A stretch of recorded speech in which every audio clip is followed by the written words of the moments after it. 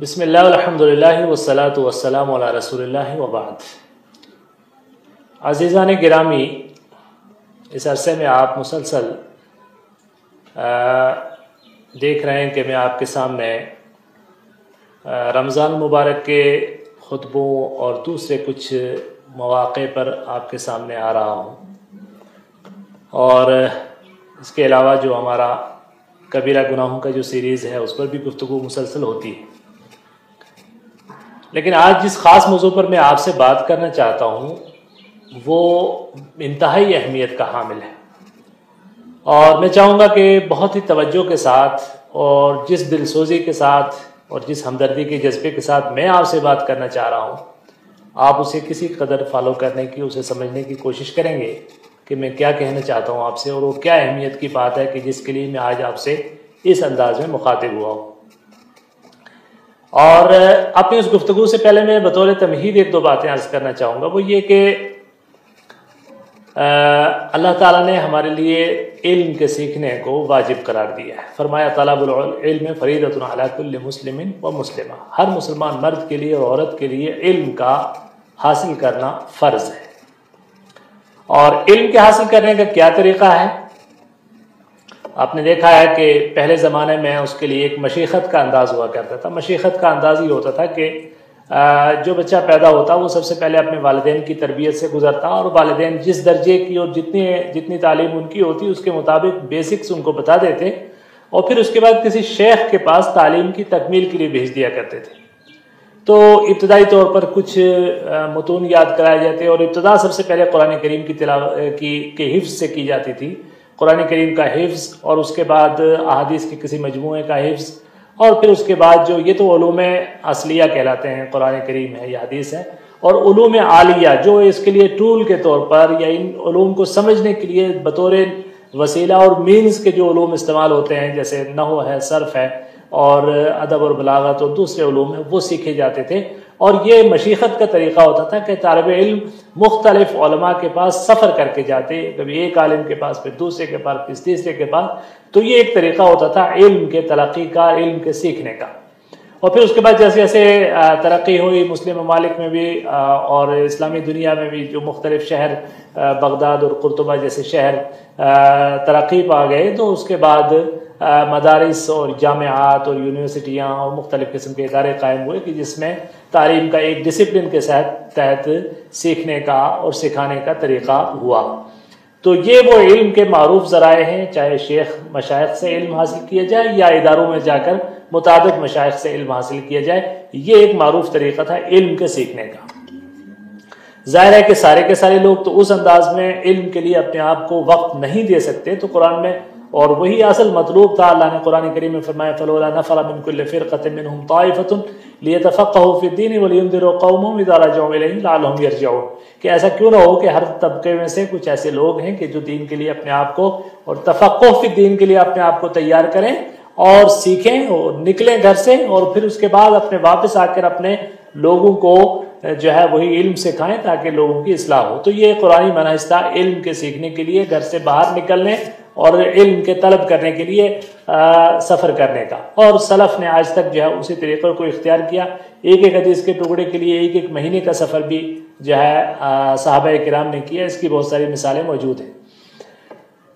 موجودہ دور۔ اچھا، پھر اس کے بعد جو لوگ اس ذریعے سے علم حاصل نہیں کر سکتے باضابطہ، اور سارے لوگ، ظاہر ہے یہ فرض کفایہ ہے، سب لوگ اس درجے میں علم حاصل نہیں کر سکتے، تو سماج کا بہت سارا ایسا طبقہ، بہت ساری خواتین اور بہت سارے لوگ ایسے ہیں کہ جو علم کے لیے اس درجے میں نہیں نکل سکتے، تو ان کے لیے یہ تھا کہ وہ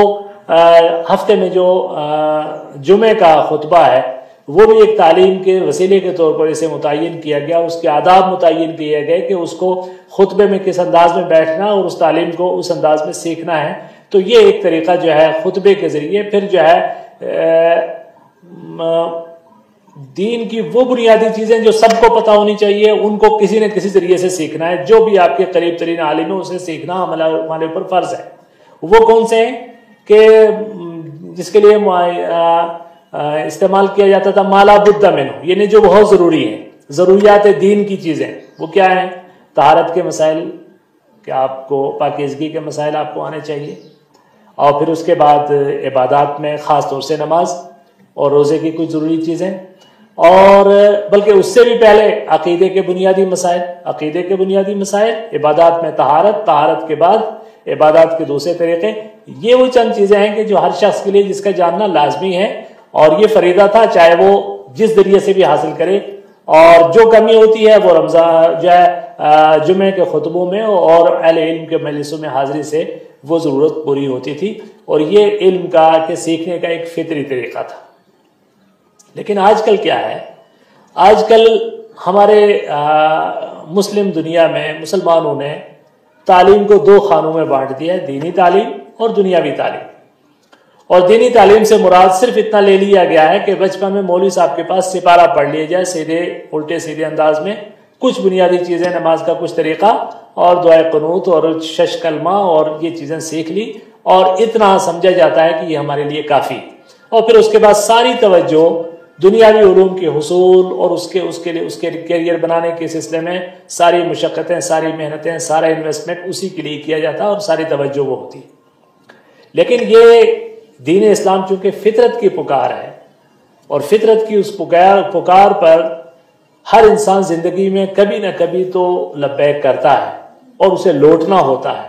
ہمارے یہی نوجوان کہ جن کے والدین ان کے لیے کسی دینی تعلیم کا بہت اچھا انتظام نہیں کر پاتے اور کرنا چاہتے بھی نہیں ہیں، اور ان کی ساری توجہ دنیا کی ہوتی ہے، اور وہ دنیاوی تعلیم کے مختلف مراحل سے گزرتے ہوئے جب کبھی ان کے کانوں میں کوئی اچھی بات پڑتی ہے، اور جب انہیں اپنی شناخت اور اپنی پہچان اور اپنی آئیڈینٹی کا احساس ہوتا ہے کہ ہم کس مذہب سے وابستہ ہیں، اس مذہب کی بنیاد کیا ہے، قرآن کیا ہے، اور خاص طور سے آج کے دور میں جب اسلام دشمن طاقتیں اسلام کو کٹہرے میں رکھنے کی کوشش کرتی ہیں، تو ہمارے نوجوانوں کو بھی فکر ہوتی ہے کہ ہم جانیں تو صحیح کہ ہمارا دین کیا ہے، اور وہ دین کی طرف لوٹتے ہیں۔ اب جب وہ دین کی طرف لوٹتے ہیں، دین سیکھنا چاہتے ہیں، تو وہ ذریعہ کیا استعمال کریں؟ یہاں گڑبڑ ہوتی ہے، اور یہاں کیا گڑبڑ ہوتی ہے؟ یہاں وہ چیز ہوتی ہے کہ جو آج کی ہماری اس گفتگو کا موضوع ہے، وہ ہے سوشل میڈیائی فطرے۔ اب سوشل میڈیا ہمارے لیے علم حاصل کرنے کا سب سے بڑا ذریعہ بن گیا ہے۔ گوگل ہمارا سب سے بڑا مفتی ہے، اور وہی سب سے بڑا شیخ ہے، اور اسی کے ذریعے ہم جو ادھورا علم حاصل کرتے ہیں، اس کے نتیجے میں جو فتنے پروان چڑھتے ہیں، وہ ہماری گفتگو کا موضوع اور وہ ہماری فکر بندی کا موضوع ہے۔ دیکھیے، میں آپ سے ایک بات عرض کروں گا کہ قرآن کریم اسلام کی بنیاد ہے، حدیث نبوی اسلام کی بنیاد ہے، اور یہ قرآن کریم جو رہتی دنیا تک کی انسانیت کے لیے اللہ تعالیٰ کا آخری فرمان اور آخری خطاب ہے۔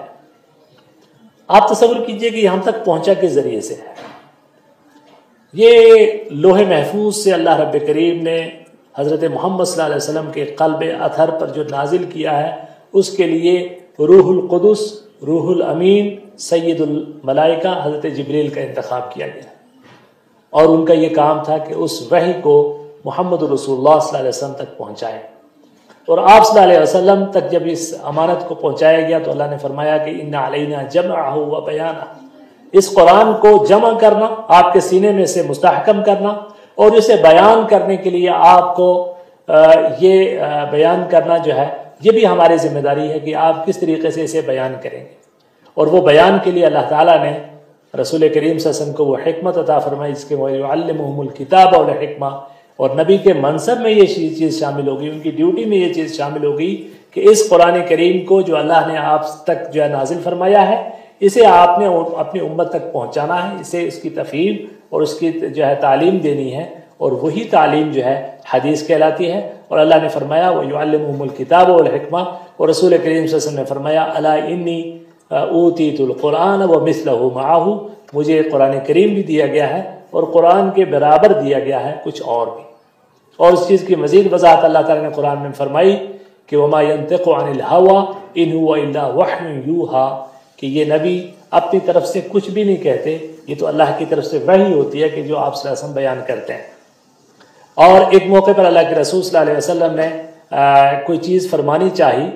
تو صحابہ نے محسوس کیا کہ اس وقت اللہ کے رسول صلی اللہ علیہ وسلم غضب کے عالم میں ہیں، اور اس وقت شاید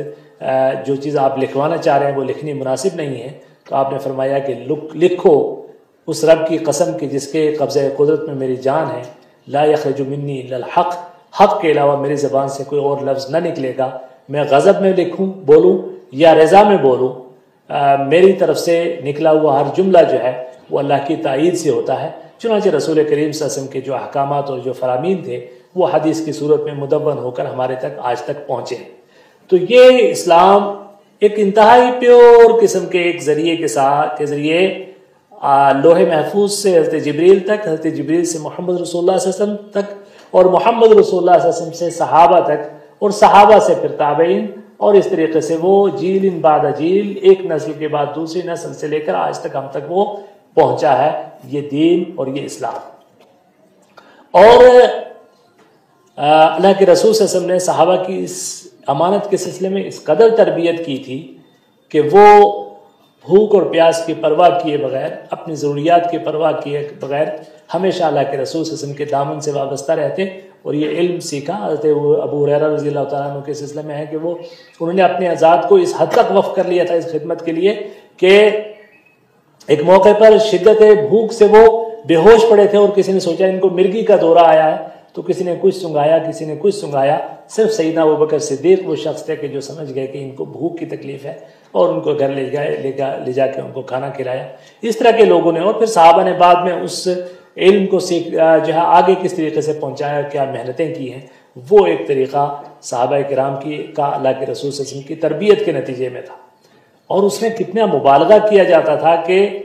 کوئی بھی چیز اللہ کے رسول صلی اللہ علیہ وسلم کی زبان سے ایگزیکٹ جب تک نہ نکلی ہو اس کو آگے بیان نہیں کرنا ہے۔ ایک موقع پر حضرت ابو موسیٰ اشعری رضی اللہ تعالیٰ عنہ اللہ کے رسول حضرت عمر ابن خطاب کے دور خلافت میں ان کے پاس تشریف لائے، اور انہوں نے دیکھا، انہوں نے السلام علیکم 3 بار کہا، اور جب جواب نہیں ملا تو وہ پلٹ کے چلے گئے۔ حضرت عمر کسی مصروفیت میں تھے، ایک دم وہ مصروفیت جب ختم ہوئی تو بلایا کہ بھی ابو موسیٰ کی آواز آئی تھی، وہ کہاں گیا؟ بلایا ان کو، کہا بھی آپ آئے تھے واپس کیوں گئے؟ کہنے لگے میں نے سنت کے مطابق 3 بار سلام کیا، آپ سے استئذان کیا، اجازت طلب کی، آپ نے جواب نہیں دیا، میں چلا گیا۔ تو فرمایا کہ یہ بات تم نے اللہ کے رسول صلی اللہ علیہ وسلم سے سنی ہے کیا؟ ہاں میں نے سنی ہے۔ کہا واللہ اگر تم اس کا ثبوت نہ دے پائے تو میں تمہیں کوڑے ماروں گا، مجھے بتاؤ کہ کس سے، تمہارے علاوہ کسی اور نے بھی سنی ہے؟ حضرت ابو موسیٰ اشعری رضی اللہ تعالیٰ عنہ ایک دم صحابہ کی مجلس میں گئے، جا کے کہا بھی میں تو پھنس گیا، میں نے ایک حدیث بیان کی اور حضرت عمر کہہ رہے ہیں ثبوت لاؤ، تو بھئی اگر یہ بات کسی اور نے سنی ہے تو بتائیے۔ وہاں سید الانصار تشریف فرما تھے حضرت سعد، انہوں نے کہا بھی یہ تو ہمارے فلانے بچے نے بھی سنی ہے، ذرا ان کو ساتھ لے جاؤ اور جا کے کہو کہ ہاں ہم نے بھی سنی۔ تو اس طریقے سے تثبیت کے ذریعے، اس کو مضبوط کر کے تاکید کے ذریعے یہ امانت جو ہے صحابہ کرام کے ذریعے ہم تک پہنچی، اور اس قرآن کو اور اس حدیث کو صحابہ نے اللہ کے رسول صلی اللہ علیہ وسلم سے لیا، اور بعد کے لوگوں نے اس کو انتہائی امانت کے ساتھ ہم تک پہنچایا ہے۔ اور آج اگر یہ جو بنیادی سورسز ہیں قرآن اور حدیث، وہ ہمارے نزدیک اس وقت شک کا ایک موضوع بن چکے ہیں۔ سب سے زیادہ فکر مندی اور افسوس کی بات ہے، آپ کو پتہ ہے کہ ہمارا جو دین ہے، اس کے جو سورسز ہیں، اس کے جو مصادر ہیں، یعنی جس کے ذریعے ہم نے یہ دین حاصل کیا ہم نے، یا جس کے بنیاد پر ہم نے اپنا علم اور دین جو ہے وہ اس پر عمل کرنا ہے، اس کے 2 بنیادی سورسز ہیں۔ ایک ہے مصادر اصلیہ، اصلی مصادر میں قرآن کریم، سنت نبویہ اور اجماع امت۔ قرآن کریم، سنت نبویہ اور اجماع امت۔ اور اجماع امت کیا ہے؟ وہ صحابہ کرام کا اجماع جو کتاب و سنت کے دلائل پر قائم ہو اور اس سے جس کی تائید ہوتی ہو، وہ اجماع ہمارے لیے حجت ہے، اور وہ مصادر اصلیہ ہیں کہ جن کے ذریعے ہم نے اس علم کو اپنے جو ہے دین کی زندگی پر چلنا ہے۔ اور دوسرا مصدر جو ہے وہ مصدر فرعی کہلاتا ہے، وہ ہے جن کو ہم مصادر عقلیہ کہتے ہیں۔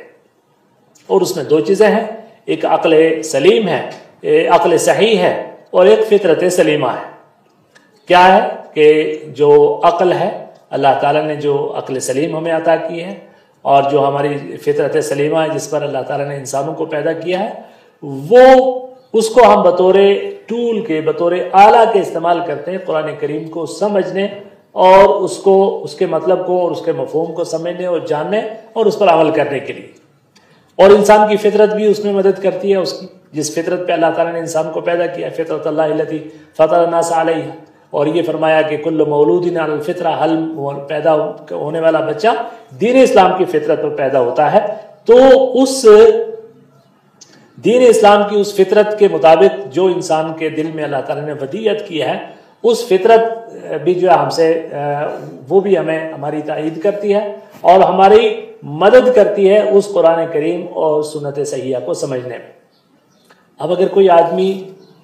کسی کی فطرت اگر بگڑ چکی ہو، آپ کو پتہ ہے یورپ میں اس طرح کی تحریکیں چل رہی ہیں کہ لوگ کہتے ہیں صاحب ہم پیدا ہوئے تھے ماں کے پیٹ سے ننگے پیدا ہوئے تھے، اب لہٰذا فطری طریقہ یہ ہے کہ ہم ننگے رہیں۔ اور بہت سارے ایسے اباحیت پرست اس وقت ہیں کہ جو جنسی جو جائز رشتے ہیں، تعلق کے جو جائز رشتے ہیں ان کو بھی ماننے کے لیے تیار نہیں۔ وہ کہتے ہیں جیسے جانور جو ہے اپنی ضروریات پوری کرتے ہیں کہیں بھی، اس لیے انسانوں کو بھی اس کی اجازت ہونی چاہیے۔ تو ہم یہ کہیں گے کہ یہ وہ لوگ ہیں کہ جن کی فطرت مسخ ہو چکی ہے، ان کی فطرت سلیم نہیں ہے، اور یہ فطرت ان کو کتاب و سنت کو سمجھنے میں مددگار ثابت نہیں ہو سکتی، اس لیے کہ ان کی فطرت مسخ ہو چکی ہے۔ اسی طریقے سے کسی لوگوں کی اگر عقل جو ہے وہ عقل جو ہے معوف ہو چکی ہے، اور یہاں لوگ اپنے عقل کا استعمال کر کے اس وقت شرک بھی کر رہے ہیں، لوگ اپنے عقل کا استعمال کر کے اس وقت جو ہے چوہے اور مختلف قسم کے جانوروں کی بھی پوجا کر رہے ہیں، لیکن وہ ان کی عقل سلیم نہیں ہے، وہ عقل صحیح نہیں ہے، فطرت سلیمہ نہیں ہے۔ جو عقل سلیم اور فطرت سلیمہ ہے وہ بھی گویا ہمارے لیے ایک ٹول اور ایک ذریعہ ہے دین کو سمجھنے کا اور کتاب و سنت کے ان احکامات کو سمجھنے کا۔ اب ہوتا کیا ہے کہ ان دو مصادر کو حجت ماننے کے سلسلے میں، اس کو بنیاد ماننے کے سلسلے میں،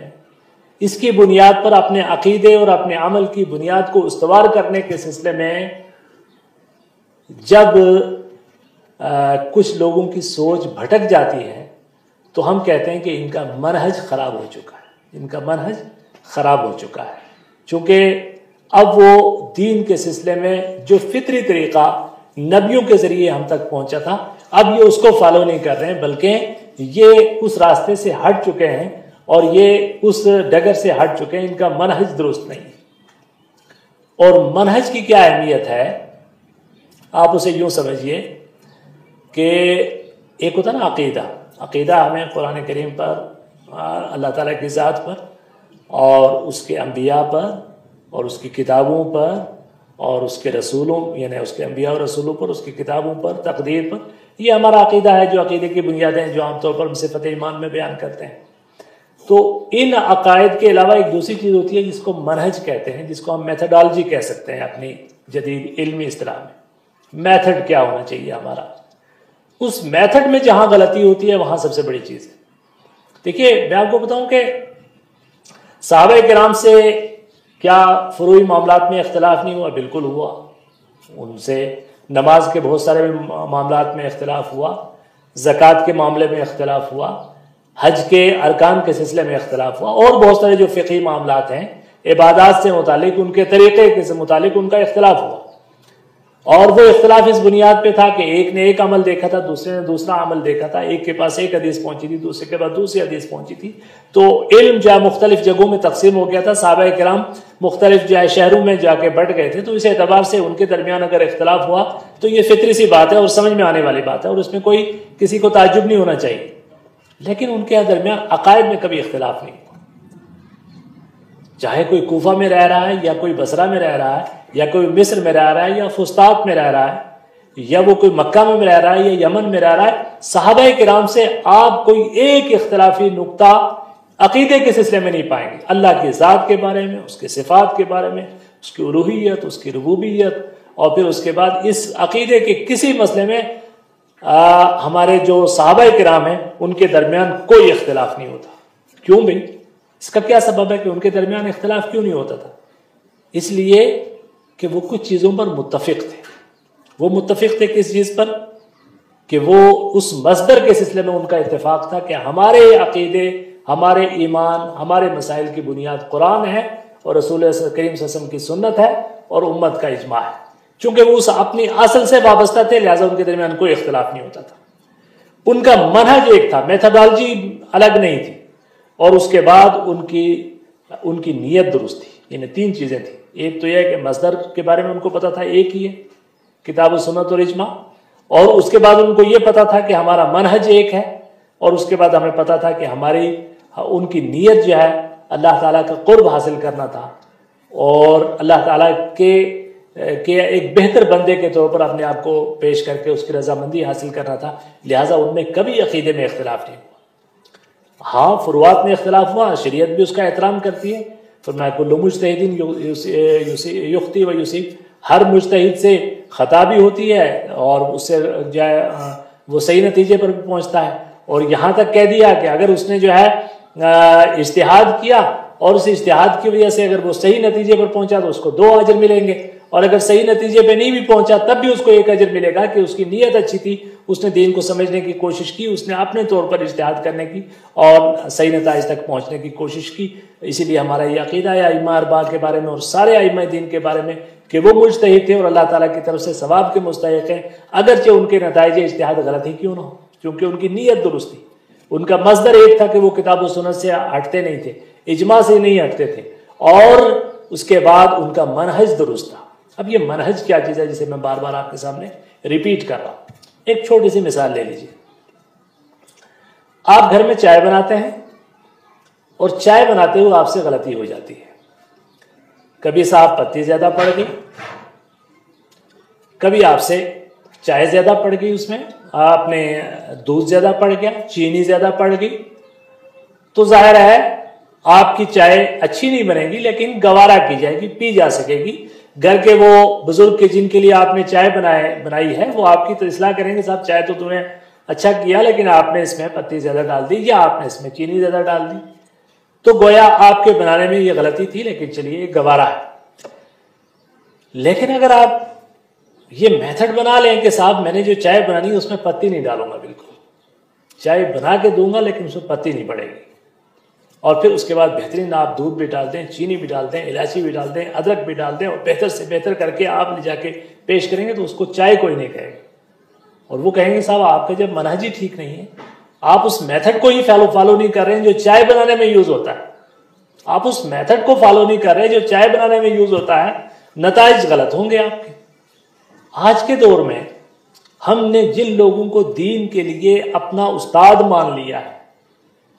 دین سیکھنے کے لیے جن کی طرف رجوع کر رہے ہیں، جن یوٹیوبرز کی طرف، سوشل میڈیا کے اکاؤنٹس پہ جو لوگ سرگرم ہیں، آپ کو دیکھنا ہوگا کہ ان کا منہج درست ہے کہ نہیں، وہ ان انگریڈینٹس میں کتاب اور سنت اور اجماع کے سلسلے میں کسی ایک پارٹ کو مس تو نہیں کر رہے یا اس کو وہ مشکوک تو نہیں بنا رہے۔ حقیقت یہی ہے۔ آپ دیکھیے اس وقت کہ ہم جو ہے ہم نے اس علم دین کو آسان سمجھ لیا ہے۔ حضرت محمد ابن سیرین رحمۃ اللہ علیہ فرماتے تھے ان ھذا العلم دین، یہ علم کیا ہے؟ یہ دین ہے، اور جو میں نے پہلے بتایا تھا نا کہ اس کا سلسلہ کہاں سے آیا ہے؟ اللہ سے، حضرت جبریل کے واسطے سے، اور محمد رسول اللہ صلی اللہ علیہ وسلم کے قلب اطہر پر، اور لا یاتہ الباطل من بین یدیہ ولا من خلفہ تنزیل من حکیم حمید، باطل اس کے اوپر کہیں سے بھی حملہ آور نہیں ہو سکتا، یہ رب کریم کی طرف سے نازل کردہ ہے۔ اور پھر صحابہ کرام کی اللہ کے رسول صلی اللہ علیہ وسلم نے تربیت کر کے ان کے ذریعے اس دین کو آگے منتقل ہم تک کیا ہے۔ تو وہ علم، بلکہ جس دور میں یہ اس کی کمپائلیشن ہوئی ہے، اس کو مدون کیا گیا ہے، اس دور کو بھی اللہ تعالیٰ نے محفوظ کیا ہے۔ فرمایا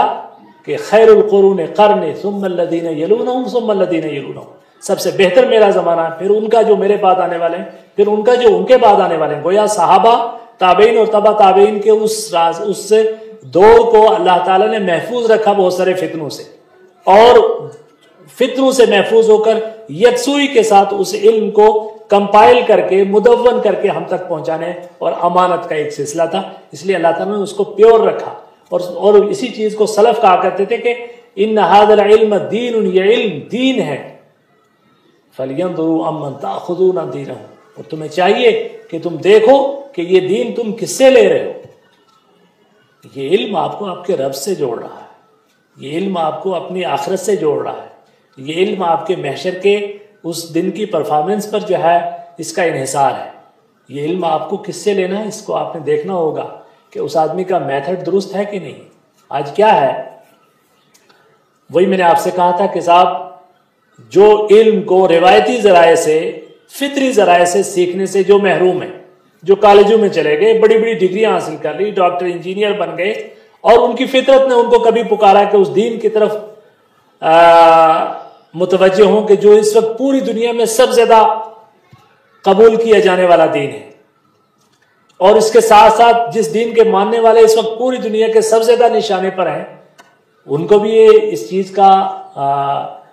توجہ ہوتی ہے کہ ہم اس دین کی طرف پلٹیں. تو پھر وہ کہاں سے پلٹتے ہیں؟ وہ جنابتے ہیں جا کے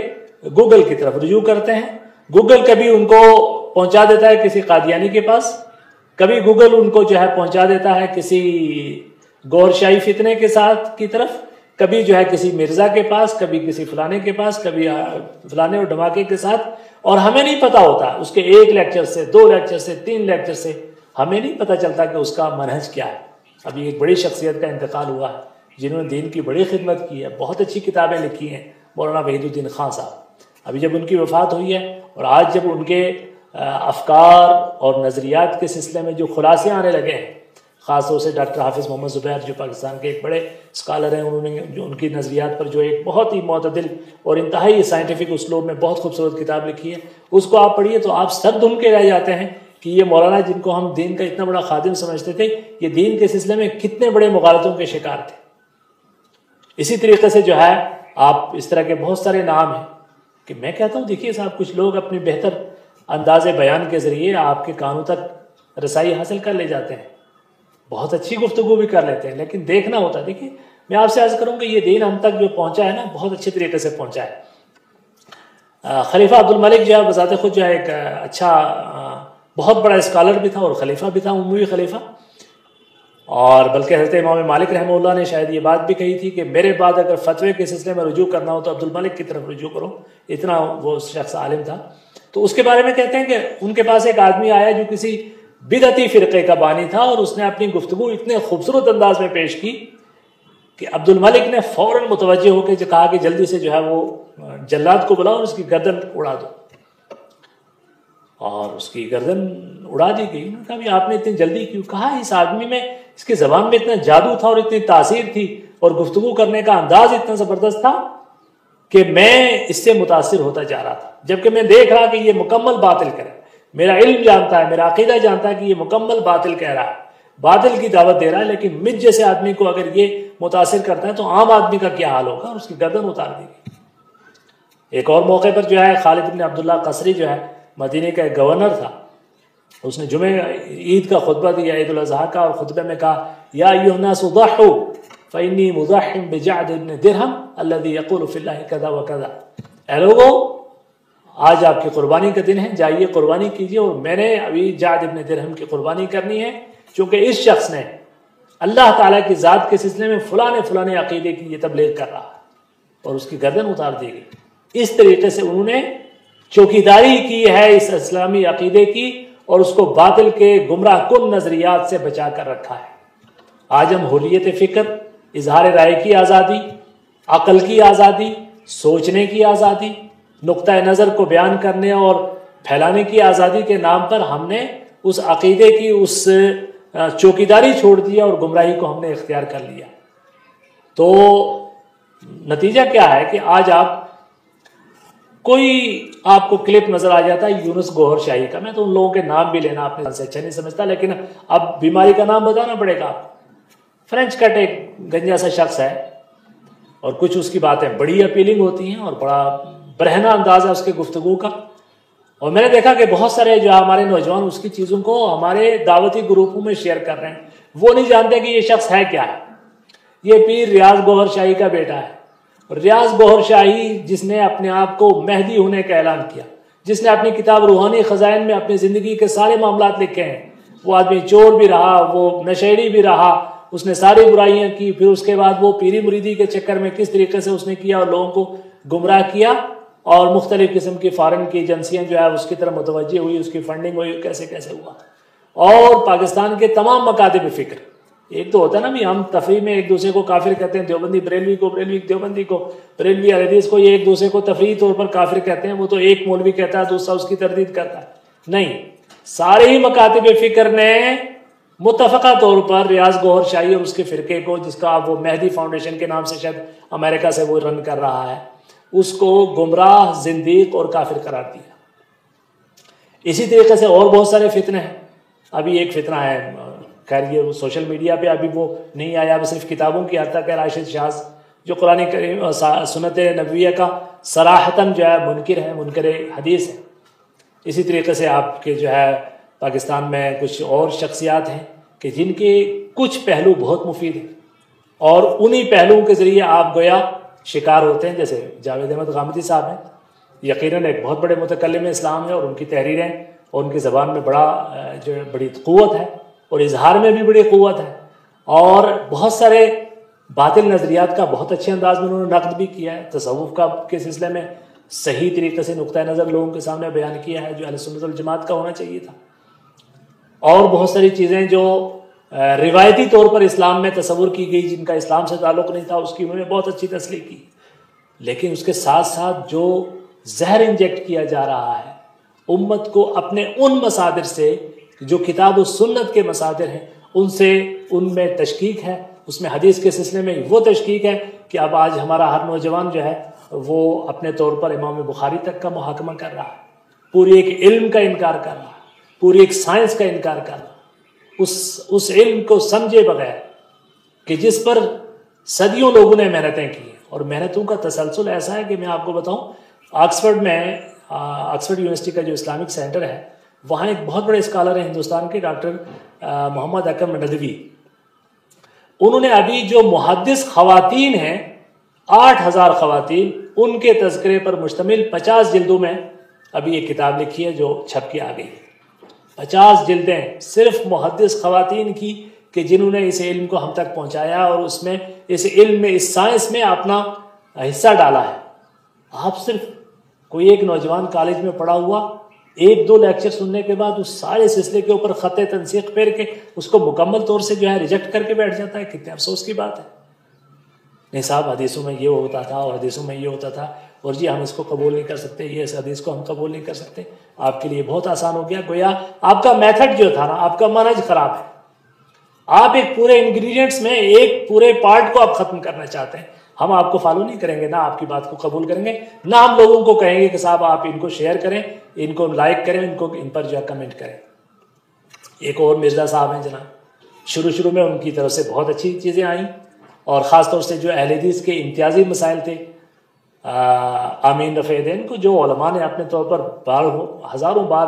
جن کی وضاحتیں ہو چکی، ان پہ کتابیں لکھی جا چکی، جن پہ مناظرے کیے جا چکے، لیکن ان چیزوں کو اس آدمی نے اپنی زبان کی خوبیوں سے بہت اچھے انداز میں بیان کیا۔ ہمیں لگا اس سے اچھا متکلم ہے حدیث اور کوئی نہیں ہو سکتا،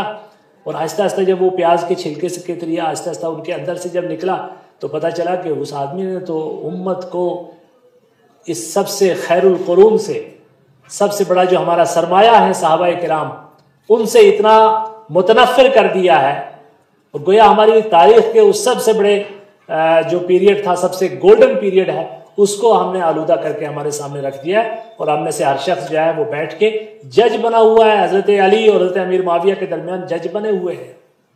حضرت حسن بصری رحمہ اللہ فرماتے تھے کہ وہ اس دور میں کچھ فتنے ہوئے اللہ کی مصلحت کے تحت تھے، اور اللہ تعالیٰ کو بذریعہ وہی چیزیں پتہ تھی، اس لیے تو حضرت حسن کے بارے میں فرمایا تھا کہ ان ابنی ھذا سید، میرا یہ بیٹا سردار ہے، اللہ تعالیٰ اس کے ذریعے مسلمانوں کے 2 گروہوں میں صلح فرمائے گا۔ گویا اللہ کے رسول صلی اللہ علیہ وسلم میں بھی سیدنا حسن اور سیدنا امیر معاویہ کے درمیان جو اختلاف کرنے والے جو دونوں گروہ ہیں، دونوں مسلمان تھے۔ ہاں حضرت عمر بن خطاب کا قاتل، حضرت علی کا قاتل، حضرت عثمان کے قاتل، یہ نہیں، حضرت عثمان اور حضرت عمر اور حضرت علی کا قاتل تو کافر تھے صراحتاً، لیکن حضرت عثمان بن ذوالنورین رضی اللہ تعالیٰ عنہ کو شہید کرنے والے، یا سیدنا حسین رضی اللہ تعالیٰ عنہ کو شہید کرنے والے، یہ تو وہ بلوائی تھے جو مختلف قسم کے باطل فرقوں نے اسلام کی اس طاقت کے سامنے جو ہے وقتی طور پر تب تو سرنگو ہو گئے، لیکن اسلام کا لبادہ اوڑھ کر ایک بلوے کی کیفیت پیدا کی۔ پہلے حضرت عثمان کو شہید کیا، پھر اس کے بعد حضرت جو ہے حسین کو شہید کیا۔ یہ وہ فتنے کا دور تھا۔ حضرت حسن بصری فرماتے ہیں کہ اللہ تعالیٰ نے تمہارے ہاتھوں کو اس فتنے میں ملوث ہونے سے بچا دیا، چونکہ تم بعد میں آئے ہو، تم اپنی زبانوں کے ذریعے اس فتنے میں کیوں مداخلت کرتے ہو؟ کیوں اس میں حصہ لیتے ہو؟ آج ہم حصہ لے رہے ہیں، ہم بیٹھ کے جو ہے سجائے بیٹھے ہیں مسند، اور ہم فیصلہ کر رہے ہیں کٹہرے میں، کبھی حضرت امیر معاویہ کو کھڑے کرتے ہیں، کبھی حضرت عمرو بن عاص کو، کبھی حضرت ابو موسیٰ اشعری کو، اور پھر ہمارا دامن، ہمارا جو ہاتھ پہنچتے پہنچے حضرت ابوبکر صدیق رضی اللہ تعالیٰ عنہ کے دامن تک بھی پہنچ گیا ہے، اور یہ حد ہو چکی ہے۔ اور یہ جب ہم چھوٹے چھوٹے جو ہے وہ چوزے بچے جو لڑکے ہیں، ان کی زبانوں سے جب ان کے بارے میں بات سنتے ہیں تو ہمیں تعجب ہوتا ہے کہ کیا گمراہیاں پھیل رہی ہیں۔ ایک اسلام کے بہت بڑے متکلم تھے، ان کی خدمات تھی، اس کا انکار نہیں ہے، مولانا ابوالعلا مودودی، انہوں نے خلافت و ملوکیت کیا کتاب لکھ دی، گویا جو ہے وہ اس کے ہاتھ میں جو ہے کسی بندر کے ہاتھ میں استرا دے دیا ہے۔ وہ کتاب نہیں لکھی، بندر کے ہاتھ میں استرا دے دیا ہے۔ جب جہاں محرم آتا ہے تو ہمارے عام سے چیتھڑا اخبار ہیں، اس میں کالم آنے لگ جاتے ہیں حضرت امیر معاویہ کو گالیاں، اور پھر مرتبہ صحابیت جب نظر پڑتی ہے، اس لیے سلف کہا کرتے تھے کہ حضرت امیر معاویہ ڈھال ہے، اگر امیر معاویہ پر حملہ ہوگا تو پھر کوئی صحابی نہیں بچے گا، پھر کوئی صحابی نہیں بچے گا۔ اور وہ قرآن کریم کی درجنوں آیات جو صحابہ کی عظمت کا تذکرہ کرتی ہیں، رسول کریم صلی اللہ علیہ وسلم کی وہ درجنوں حدیث جو صحابہ کی عظمت کا اجتماعی طور پر بھی اور انفرادی طور پر ان کے مناقب کا تذکرہ کرتے ہیں، ان سب سے دستبردار ہو کر ہمیں پھر وہ جو ہے بندر کے اس استرے سے ہم جو ہے سب کو اس کا نشانہ بناتے ہیں۔ تو میں آپ سے یہ عرض کروں گا کہ میرے عزیز، آپ کو اللہ نے اگر آپ کے دل میں یہ جذبہ پیدا کیا ہے کہ آپ اپنے دین کی طرف لوٹیں، تو اپنے دین کو بنیاد سے سیکھیں۔ ہر دین کی ایک بنیاد ہوتی ہے، ہر علم کی ایک بنیاد ہوتی ہے۔ آپ کسی بھی لینگویج کو پڑھتے ہیں تو سب سے پہلے آپ اس کے الفابیٹ کے سسٹم کو سمجھتے ہیں۔ جب آپ میتھس پڑھتے ہیں تو آپ اس کے سلسلے میں سب سے پہلے اس کے نمبر سسٹم کو سمجھتے ہیں، پھر آگے بڑھتے ہیں۔ آپ چوٹی سے کسی علم کو نہیں پکڑا کرتے، آپ ابتدا سے پڑھا کرتے ہیں۔ آپ آرڈر آف پریفرنس کے خلاف نہ کریں، آپ بنیاد پکڑیں۔ آپ سب سے پہلے قرآن کریم کو سیکھیں، اور ان صحیح منہج کے جو اہل علم ہیں ان کے ذریعے جو تفسیریں لکھی گئی ہیں، ان تفسیروں کے ذریعے، ان ترجموں کی مدد سے قرآن کریم کو سیکھیں، بلکہ عربی سیکھیں، اور اس کے بعد احادیث کو سیکھیں، عقیدے کی بنیادوں کو سیکھیں، پھر اس کے بعد آپ جو چاہیں پڑھیں، جس کو چاہے سنیں، چونکہ آپ کے اندر ایک قوت تمیز پیدا ہو جائے گی، آپ سمجھ پائیں گے کہ کون صحیح کہہ رہا ہے، کون غلط کہہ رہا ہے۔ ہم آپ کی عقل پہ پردہ نہیں لگاتے، ہم آپ کی عقل پہ پہرا نہیں بٹھاتے، ہم آپ کی عقل کا بھی احترام کرتے ہیں، آپ کی ذہانتوں کا بھی اعتراف کرتے ہیں، لیکن آپ کی ذہانتیں اس وقت تک ناقص رہیں گی جب تک آپ کسی منہج کے تحت کسی اس دین کو پڑھنا نہیں چاہیں گے، اس کو سمجھنا نہیں چاہیں گے۔ اور اسی لیے میں نے اپنی گفتگو کا عنوان رکھا ہے سوشل میڈیائی فتنے۔ تو یقیناً یہ آج سوشل میڈیا ہمارے لیے دین کی دعوت کا ایک بہت بڑا وسیلہ بن گیا، بہت اچھی بات ہے۔ اس کے ذریعے بہت آسانی کے ساتھ گھر گھر جو دین کی بات پہنچتی ہے، بہت اچھی بات، لیکن کتنا نقصان ہو رہا ہے اس پر کبھی آپ غور کیجئے۔ اور یہ کچھ چیزیں تھیں، میں تو تفصیل کے ساتھ پھر کبھی گفتگو ہوگی انشاءاللہ، اللہ تعالیٰ نے چاہا، اور میں آپ کو بتاؤں گا کہ یہ قرآن کریم جو ہے اور احادیث کی کیا اہمیت ہے۔ ایک دو حدیثیں یا ایک دو چیزیں جو ہے بیان کر کے میں اپنی بات کو ختم کروں گا کہ کس طریقے سے جو ہے